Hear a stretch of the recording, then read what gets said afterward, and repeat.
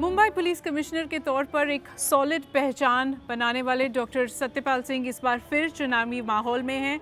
आप जानते होंगे आईपीएस से वीआरएस लेने के बाद इन्होंने राजनीति में एंट्री की।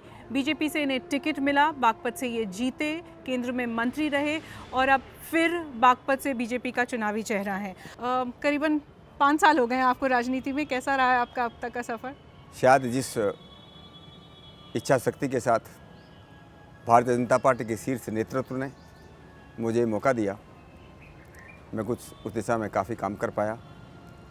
आज बागपत लोकसभा क्षेत्र के अंदर आज लोग कहते हैं सांसद हो तो ऐसा हो, ये सुनता हूँ तो मुझे अच्छा लगता है।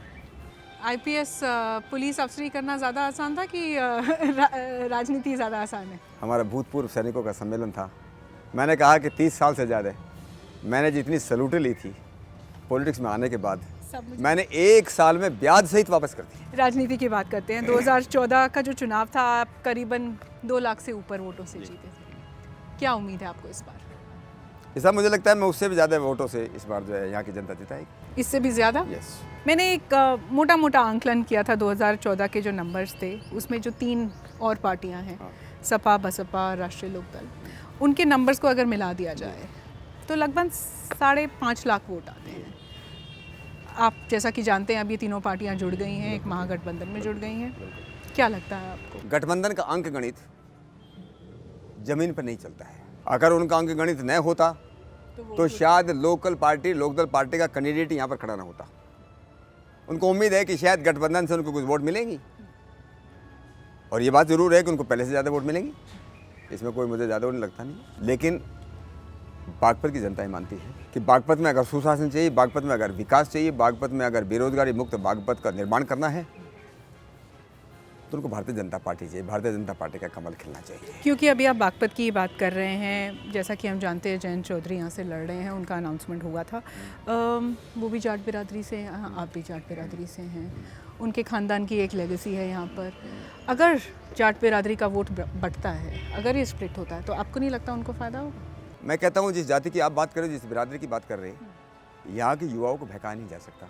बहुत सालों तक बहकाते रहे, दशकों तक बहकाते रहे, भावना के नाम पर उनको जो बहकाते रहे। यहाँ के युवा जो हैं वो भावना के साथ नहीं, वो भविष्य के साथ जाना। आप ठीक कह रहे हैं, आप ठीक कह रहे हैं। भविष्य, जो युवा वोटर है वो आगे की तरफ देख रहा है, भविष्य की तरफ देख रहा है, नौकरी की तरफ देख रहा है। मैं इस बिरादरी की इसलिए बात कर रही हूँ क्योंकि इस बिरादरी की उनके परिवार से जो लोग हैं, ये बिरादरी उनकी कर्मभूमि रही है, चौधरी चरण सिंह की कर्मभूमि है। अब वो आए हैं एक जोश के साथ। आपको नहीं लगता कि उनके खड़े होने से यहाँ से किसी तरह का आपकी बिरादरी का वोट और पूरा वोट? आप मुझे देखिए अनुभव जी, आप उनसे एक प्रश्न पूछना, वो अपने पिताजी का नाम नहीं लेते हैं जी कि उनके पिताजी ने क्या किया, उनके पिताजी की लेगेसी क्या है, अपने बाबा का नाम लेते हैं। क्यों? क्या पिछले 30 वर्षों के अंदर पिताजी ने कुछ किया नहीं क्या? क्यों पार्लियामेंट के अंदर बोले नहीं? क्या कारण है उसका? तो यहाँ केवल देखिए, हमारी पार्टी ये कोई जाति की पॉलिटिक्स नहीं करती है। वो किसी भी जाति के, किसी भी बिरादरी के लोग हों, जो उनको सुशासन दे सकता है, जो उनको भविष्य बना सकता है, वो उसके साथ हैं। आप कह रहे हैं आपकी पार्टी जाति की पॉलिटिक्स नहीं करती है? देखिए, पॉलिटिक्स कोई ये ऐसा कहने लगे आपके एकदम सैद्धांतिक हिसाब से, बिल्कुल अल्फ़ाबेटिकली, मतलब जिसमें बोलते हैं स्पिरिट, उसके हिसाब से काम करें, ये पॉलिटिक्स में संभव नहीं है। कहीं ये पॉलिटिक्स के हिसाब से लोग देखते हैं, पॉलिटिक्स के हिसाब से कैंडिडेट कई बार खड़े करते हैं, ये कमजोरी हो सकती है। लेकिन हमारी पार्टी, इस बात को जरूर आप मानोगे कि हमारी पार्टी धीरे धीरे जाति के, मजहब के इन बंधनों से दूर होती होती इनको तोड़ती आगे बढ़ रही है। जाति के और मजहब के बंधनों से दूर होती हुई आपकी पार्टी आगे बढ़ रही है, ये कैसे हो रहा है? इस इलेक्शन में देखिए लोग क्या चाहते हैं, इस देश के नागरिक क्या चाहते हैं? एक सशक्त भारत देखना चाहते हैं, एक सक्षम भारत देखना चाहते हैं, एक ऐसा मजबूत भारत देखना चाहते हैं, एक ऐसा जिसके नौजवानों के हाथ में हुनर हो, ऐसा भारत देखना चाहते हैं। एक ऐसा भारत जिसमें गरीबी ना हो, जिसमें गंदगी ना हो, एक ऐसा भारत जहाँ जातिवाद खत्म हो, संप्रदाय खत्म हो। ये लोगों की अपेक्षा है, ये यूथ की अपेक्षा है। नहीं, केवल अपेक्षा नहीं अनुभव। मैं कहता हूँ हमारी पार्टी के नेता की, हमारे इस देश के यशस्वी प्रधानमंत्री मोदी का एक संकल्प है कि 2022 का भारत एक नया भारत होगा। कितने आंकड़े सामने आए हैं, कितनी रिपोर्टें सामने आई हैं जो शायद सामने नहीं आई हैं? देखिए, मैं साफ कहा जा रहा है कि देखिए, मैं आपको एक बात बेरोजगारी है। देखिए, मैं देश के बारे में नहीं बोलना चाहता, बागपत की बात पूछिए, मैं जी, बताता हूँ आपको। मैं मैं बागपत से रोजगार की बात करता हूँ। थोड़ा सा मैं आगे जाना चाहती हूँ, क्योंकि मैंने जब महागठबंधन की बात की थी, हमने गठबंधन की बात की थी यहाँ बागपत के मद्देनज़र, और महागठबंधन की बात पूरे अगर उत्तर प्रदेश के उसमें करें, क्या देखिए, सोचते हैं? ये बात पब्लिक डोमेन में है। और हम लोग जब बचपन में एक मुहावरा पढ़ते थे, कहीं की ईंट कहीं का रोड़ा, और भानुमति ने कुनबा जोड़ा। ये तो कुनबा, ये उनके अस्तित्व का प्रश्न है। अगर वो साथ में उनका अस्तित्व खत्म हो जाएगा, इस अस्तित्व को बचाने के लिए लोग साथ में आए हैं। किसका? एक गठबंधन को ठगबंधन को, जिसको आप कहना हो आप कह सकते हो। इनके जितने नेता पुरानी देखिए, आप मीडिया के लोग हो, आप ये देखिए, पहले उसमें जो है पिछले सालों में या एक दूसरे को जेल में डालने की बात करते थे, एक दूसरे को गाली देते थे कि नहीं देते थे। क्या आज इनके दिल मिल जाएंगे क्या? अरे अगर इनके मिल भी गए, क्या इनके कार्यकर्ताओं के मिल जाएंगे क्या? अगर ये इतना इनइफेक्टिव है ग्राउंड पे, ना केमिस्ट्री है, ना मैथ, चलिए अरिथमेटिक है, ना केमिस्ट्री है, ना फिजिक्स है, ना बाकी कुछ है, तो इतना अटैक क्यों किया जा रहा है महागठबंधन पर? जो सच्चाई है, उस कुछ सच्चाई से हम लोग नकार नहीं सकते। कुछ बातें, कुछ जगह ऐसी सीटें हो सकती हैं जहाँ पर उनका अंक गणित जो है, मतलब जो उनकी केमिस्ट्री भी कुछ मिल सकती है, ऐसा हो सकता है, लेकिन सब जगह ये काम नहीं करेगा। और देखिए, ठीक है, पॉलिटिक्स के अंदर अवसरवादी नहीं होंगे, कहाँ होंगे, लोग तो होने वाले हैं, तो उनको अपनी पॉलिटिक्स बचानी है, उनका अपना अस्तित्व बचाना है। बालाकोट में जो एयर स्ट्राइक हुई है, उसका किस तरह का इम्पैक्ट आप यहाँ देखते हैं? मैं भूतपूर्व सैनिकों के सम्मेलन में था, उससे पहले किसानों का सम्मेलन था। मैं एयर स्ट्राइक की बात नहीं कर रहा था, मैं बालाकोट की बात कर रहा था, मैं किसान सम्मेलन की बात कर रहा हूँ। किसान सम्मेलन में आवाज़ आई कि सर एयर स्ट्राइक के बारे में बोलो।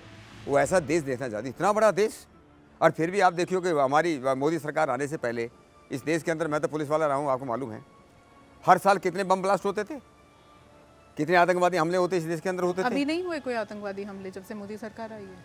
कश्मीर और पंजाब छोड़ करके। अरे ये लोग तो हमेशा बोलते थे, एलईटी वाले क्या बोलते थे, Kashmir is gateway to India, Kashmir is gateway to India. कभी हैदराबाद में करे, कभी बेंगलोर में करे, कोई चेन्नई में करे, कलकत्ता में करे, हो रहे थे कि नहीं हो रहे? अब आप एक लार्जर असेसमेंट कर रहे हैं, तो जो कश्मीर मैं की ये कह पॉलिसी रहा है हूं, गवर्नमेंट की, उस पे बहुत सारे सवाल उठाए जा सकते हैं। उस पर बिल्कुल सवाल उठा सकते हैं, मैं आपकी बात मानता हूँ। इसको देश मानता है कि जब से मोदी सरकार आई है, जब से भारतीय जनता पार्टी की सरकार केंद्र में आई है, आंतरिक सुरक्षा में कितनी सुधार हुआ है, तो मानोगे आप? आंकड़े नहीं बताते हैं, आंकड़े बताते हैं कि कितने लोग मारे जा चुके हैं, कितनी आप कश्मीर की बात कर रही हो, मैं कश्मीर की बात नहीं कर रहा हूँ, मैं देश की बात कर रहा हूँ। जहाँ जहाँ आतंकवादी हमले होते हैं वहीं उन्हीं की बात की जाती है। मैं आपसे कह रहा हूँ कि 2014 से पहले पूरे देश में आप देखिए कि कितने आतंकवादी घटना हुई, कितने नक्सलवादी की वो घटना हुई। आप हमें उस संबोधन की बात बता रहे थे जहाँ आप कह रहे हैं कि लोग जानना चाहते हैं, लोग जानना चाहते हैं, बालाकोट में जानना चाहते हैं, और लोग सब देखना चाहते हैं एक ऐसा देश। और उनके मन में कोई सवाल नहीं है जो बाकी जगहों पे छप रहे हैं सवाल कि आपने कितने आतंकवादी। जो सवाल खड़े करते हैं उनको लोग कहते हैं वो देशद्रोही है, जो सवाल खड़े करते हैं इस बात में। नहीं, पब्लिक की बात कर रहा हूँ मैं जनता की बात कर रहा हूँ, मैं पार्टी की बात नहीं कर रहा हूँ। जनता तो ये नहीं कहती है। आप मैं तो इसलिए बोल रहा था कि आप लोग आते तो कितना अच्छा होता, आप लोग उनसे जनता से पूछते तो वो क्या बोलते हैं, तब आपको मालूम चलता कि जनता कहती है। जय जवान हो गया, अब जय किसान होना चाहिए। बिल्कुल होना चाहिए। किसानों में अब भी बहुत असंतोष है आपके भुगतान को लेकर। ऐसा क्यों है कि भारतीय जनता पार्टी दोनों जगहों पे सरकार होने के बावजूद भी इतने बड़े मुद्दे को नहीं सॉल्व कर पाई? आंकड़े उठा करके देख लेना, उत्तर प्रदेश में योगी सरकार बनने के बाद 2 वर्षों में जितना गेहूं की खरीद, जितने गन्ने की खरीद, जितना गन्ने का भुगतान उन्होंने किया, इतने पिछले 15 वर्षों में नहीं हुआ। नंबर एक बात, मेरे पास अभी आंकड़े नहीं है, पर इसको लेकिन आप वेरीफाई कर लेना। हमारे यहाँ गन्ने का भुगतान का वास्तव में एक बड़ा मुद्दा था, लेकिन पिछले 20 वर्षों में ये पहला साल है जब गन्ने के भुगतान का 100% पहले साल का भुगतान हुआ है, पहली बार हुआ है। जितने कोऑपरेटिव मिल हैं सरकार के, सबका 100% भुगतान है। प्राइवेट में उसी पर रहा हूँ। प्राइवेट की समस्या थी, और प्राइवेट में ऐसे ग्रुप जो बरसों से यही काम कर रहे थे, वो यही काम कर रहे थे, पहली बार हुआ है। हमारा मलकपुर का मोदी नगर का जिसके मिल मालिक है मोदी, यूके मोदी, आपको मालूम भी हो, उन्होंने भुगतान किया है। उन्होंने भुगतान किया है, ये पहली बार हुआ है। ये तो अब ये भुगतान क्यों हुआ है, इस समय पे क्यों हुआ है, इस पे भी सवाल उठाया जा सकता है। इस पर सवाल ये खड़ा किया जा सकता है कि पहली बार बागपत को एक ऐसा सांसद मिला है जिन्होंने व्यापारियों के साथ कोई साठगांठ नहीं किया और जो किसानों के साथ खड़ा रहा। तो अभी आपका कहना होगा कि जितनी भी प्राइवेट मिले हैं, मुझे मालूम शायद 92 प्राइवेट मिले हैं, उसमें से किसी को भी राजनीतिक संरक्षण नहीं है, आप लोग साथ नहीं मिले हुए हैं, आप लोग जुड़ के नहीं काम कर रहे हैं, किसी को उनके बारे में नहीं बोलता मैं। क्यों? उनके बारे में मैं नहीं बहुत बोलता। सारी प्राइवेट मिले भी तो हैं। मैं तो अपनी बात करता हूँ, अपने क्षेत्र की बात करता हूँ। मैं उद्योगपतियों के खिलाफ नहीं हूँ, और मैंने उनको बात कहा, मेरा उनसे व्यक्तिगत दुश्मनी नहीं है, लेकिन मैं किसान का बेटा हूँ। ये बागपत में किसान लोग रहते हैं, मैं पहले उनके साथ हूँ। प्रधानमंत्री नरेंद्र मोदी ने आपको एक और गंगा से रिलेटेड एक और कार्यभार दिया था, गंगा पुनर्निवास मिशन का। मैं जानना चाहती हूँ कि आपके हिसाब से कितनी साफ हुई है गंगा? मैं आपसे एक प्रश्न पूछता हूँ, मुझे मालूम नहीं। आप कुंभ में इस बार गई, इस बार कुंभ में आप गई नहीं, लेकिन आपके साथी लोग गए होंगे। हाँ, मेरे काफी इस लोग बार गए हैं, जानने वाले गए लाखों हैं। करोड़ों लोग भारत सरकार को, मोदी सरकार को, हमारे मंत्री को फोन कर करके बोल रहे हैं, भाई इस बार गंगा जल शुद्ध हुआ है। ये तो मानते हो आप? और हम लोगों ने संकल्प किया इस बात के लिए कि अगले 1 वर्ष के अंदर हम लोग गंगा का जल आचमन के लायक होगा। आप कितने वर्ष में? अगले 1 वर्ष में। अगले 1 वर्ष 1 वर्ष में। क्या बात कर मैं कह रहा हूँ आपको, मेरा नाम सत्यपाल है। हाँ, पर ये तो नहीं, बिल्कुल सत्य वचन नहीं है। नहीं, मैं झूठ बोलता ही नहीं। हमारे जितने बड़े बड़े प्रोजेक्ट हैं उसमें से ज़्यादातर जो है 30% 40% पूरे हो चुके हैं। इस बार जो है प्रयागराज के अंदर हमने कुछ टेम्परेरी मेजर्स लिए, पानी से साफ हुआ, लेकिन अगले 1 साल के अंदर हमारे, मुझे लगता है कि अगर 100% नहीं, हमारा जो है कम से कम बनारस तो यूपी के उसमें हमारे लगभग 100% हमारे प्रोजेक्ट पूरे हो जाएंगे कि 2014 तक इस क्षेत्र के अंदर कोई विकास का काम नहीं हुआ था। और आपके आने के बाद? मैं जब आया था यहाँ पर मैं कहता था यहाँ सड़कों में गड्ढे नहीं, गड्ढों में सड़क है। उस सड़क को मैंने राष्ट्रीय महामार्ग करवाया, केवल एक नहीं, दिल्ली से सहारनपुर नेशनल हाईवे, दिल्ली से बागपत आने, दिल्ली से बड़ौदा आने में तो अभी बन रही है ना। 4 घंटे लग जाते हैं करीब। नहीं, कितने किलोमीटर? 4 घंटे तो लगते। ये तो ऐसे आप बहुत ज़्यादा बोल रही हो। चलिए 3.5। आप जैसे उसको नहीं, 3.5 भी नहीं लगते। क्या बात कर रहे हैं? यहाँ आने में 2 घंटे ज़्यादा नहीं लगते। क्या बात करती हो आप? आप कहीं पता नहीं, कभी आप जाम में फंसे नहीं है लगता है? जाम क्या तो मैं नहीं कह सकता। वो जाम की बात अलग है, सड़क की बात इतनी खराब नहीं है। और सड़क तो बन रही है अभी अगले 20 दिन में आप देखिए कि बड़ौद तक तो वो काफ़ी वो बन जाएगी। बागपत से लेकर के मेरठ तक नेशनल हाईवे, हमारी ईस्टर्न पेरीफेरी, 113 साल पुरानी हमारी रेलवे लाइन, इसका ईस्टर्न पेरीफेरी का पूरा क्रेडिट आप ले रहे हैं? अपने एरिया का। एक काम नहीं है, इतने काम इस क्षेत्र के अंदर हुए हैं। कहीं फौज की भर्ती है, कहीं दिल्ली पुलिस की भर्ती है, कहीं रोजगार मेले लगे हैं, कहीं पहल जब से देश आज़ाद हुआ होगा आज तक कभी बागपत के अंदर विकलांगों के, दिव्यांगों को कैंप नहीं लगे। मेरे यहाँ शायद ही कोई आदमी बचा होगा जिसको कोई ना कोई उपकरण न मिला हो। इतने काम यहाँ पर हुए हैं तो लोग महसूस करते हैं कि हाँ, सांसद ऐसा भी हो सकता है।